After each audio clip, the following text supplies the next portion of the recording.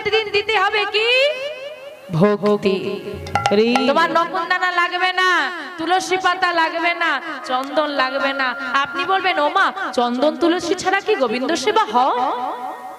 আমি বলছি লাগবে না, আমি বলছি লাগবে না, কিন্তু আপনারা তো বলতেই পারেন যে চন্দন তুলসী ছাড়া তো গোবিন্দ সেবাই নাই, তাকে কিছু নাই দাও, ওই চন্দন তুলসী কিন্তু দিতেই হবে।